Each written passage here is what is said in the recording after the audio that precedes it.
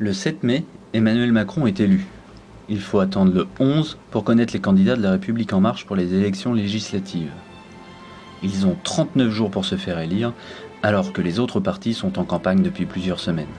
En Dordogne, 3 candidats sont investis. Michel Delpont, Jacqueline Dubois et Philippe Chassaing. Emmanuel Macron est élu, mais une nouvelle ère politique s'ouvre. Là, j'apprécie son parcours, j'apprécie son audace, et j'apprécie qu'il ait pu transformer à ce point assez rapidement la vie politique. Mais après, je ne suis pas dans l'idolâtrie néanmoins, non plus. Le projet qu'il a construit n'était pas une espèce d'addition de mesures de droite ou de gauche, c'était vraiment un projet politique qui donnait une vision de l'avenir de la France. Voilà. Personnellement, je voulais sortir un peu des combats un peu artificiels, droite-gauche, des clivages traditionnels dont on voyait pertinemment que ça n'avait plus de sens, quoi. L'investiture de Philippe Chassaing est contestée à l'échelle locale.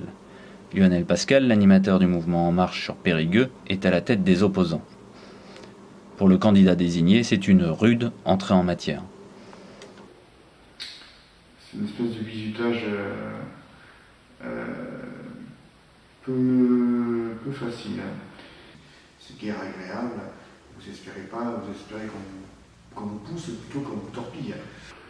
J'avais prévu, je me doutais bien que de toute manière il y aurait quelques contestations.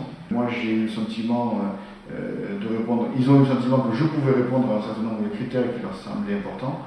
Voilà, ils ont coché des cases, oui, il est jeune, il pratique la vie politique, il a une connaissance des monde politique, ils partagent nos idées, ben voilà, ils ont fait leur choix. C'est à eux après à justifier le choix, c'est pas à moi à expliquer les raisons qui ont présidé au choix de Philippe Chassaing comme candidat. Au sein de ce mouvement politique, pour moi, il y avait aussi un combat générationnel. Je pense que c'est aujourd'hui à nous, notre génération aussi, comme moi j'ai 45 ans, c'est aujourd'hui à nous aussi à réclamer aussi d'une certaine manière un certain nombre de responsabilités. Et ces marcheurs, finalement, ils ont compris la démarche que j'avais entreprise, et puis ils m'ont rejoint. Voilà. Des gens qui étaient peut-être un peu hostiles au départ, une candidature de quelqu'un qui était soi-disant inconnu. Et puis ces gens-là, ils ont appris à me connaître et je pense à reconnaître au moins la sincérité de mon engagement.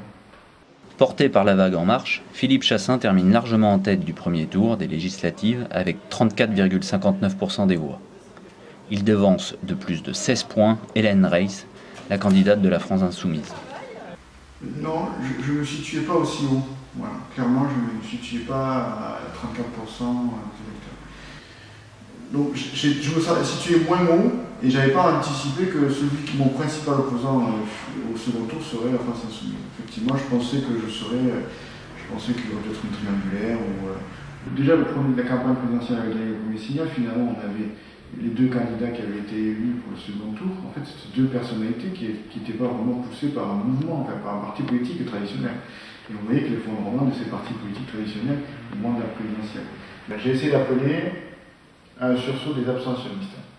Ça, c'est ce que je me suis efforcé parce que j'étais inquiet quand même du premier tour où vous aviez quand même pas mal de gens qui s'étaient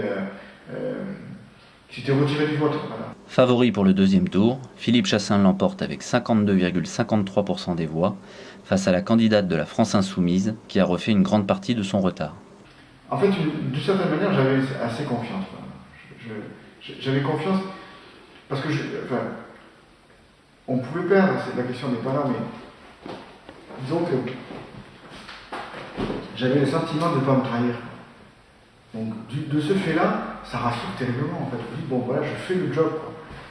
On prévoyait 450 députés En Marche à l'Assemblée nationale, ce qui était une vague extraordinaire, ce qui pouvait inquiéter, et je pense que dans la vie politique, on a besoin de pluralisme.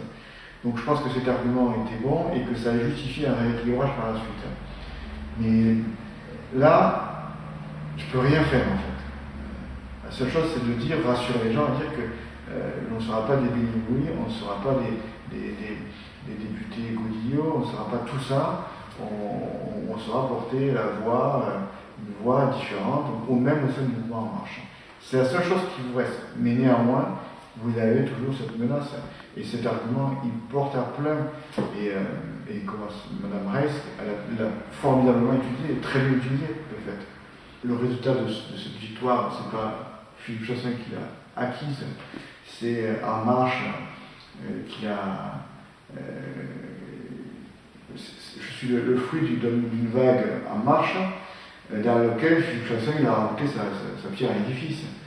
Le 18 juin, 39 jours après avoir été désigné candidat alors qu'il était inconnu du grand public, Philippe Chassin devient député. Un rôle qu'il découvre depuis. Vous réalisez ce que implique devenir député progressivement, et c'est pas du genre de. C'est là où vous mesurez qu'est-ce que ça veut dire de devenir député. C'est quand vous commencez à vous mesurer à l'étendue de la tâche qui va vous être octroyée, qui vous est octroyée par élection. Et ça, je suis désolé, mais personne ne peut s'en rendre compte, il faut le vivre. Voilà. Et là, cette rentrée, aujourd'hui en septembre, je mesure pleinement aussi tout ce qui est devant moi.